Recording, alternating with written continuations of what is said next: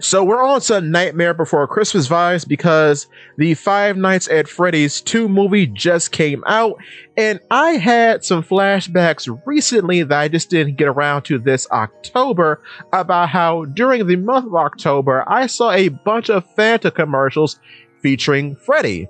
And of course, Freddy is on the orange Fanta can, featured alongside a bunch of other horror movie icons. And it's just really interesting as someone who grew up during the whole YouTube craze of Five Nights at Freddy's when the first game came out, and seeing where the franchise is now. And you have to just reevaluate and accept that, wow, Freddy is the face of video game horror as it stands now.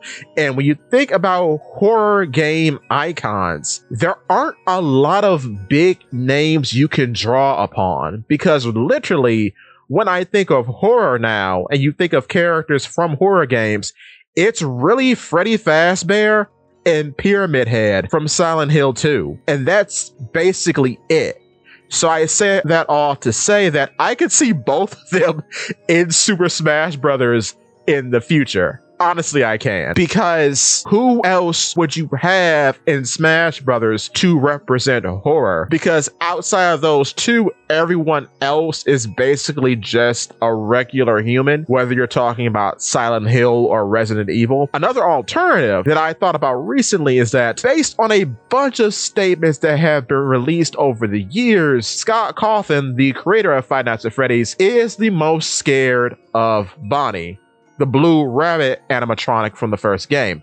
But what's so funny about him being scared of Bonnie is that that fear inspires the rest of the franchise, basically, because the main villain of the entire franchise, William Afton, otherwise known as Springtrap, is just a yellow Bonnie. And I find that very funny. And over the years of me listening to Five Nights at Freddy's content, I don't think I've heard anybody make that connection. So perhaps he was the inspiration for Springtrap. I don't know. But anyway, so if not Freddy, Bonnie, or should I say Springtrap, should be in Smash because he's the most iconic one. And then, of course, Dead by Daylight has featured him recently. So I think it's very possible that we could see either Springtrap or Freddy be featured in Smash Brothers 6. And I think that would be really sick to see that. I also don't think Pyramid Head is out of the running because Pyramid Head, despite Konami going in and out of relevance over the years, has remained pretty consistent. So I can see that happening as well. Now the question is, can Pyramid Head be featured in a goofy, silly light? Well, in his main game series, Silent Hill, he has been featured in a silly, goofy light, and he's made guest appearances in very cartoony games like Bomberman R as a costume. So yeah, the tone doesn't really matter when it comes to Pyramid Head. But with that being said, stay rosy.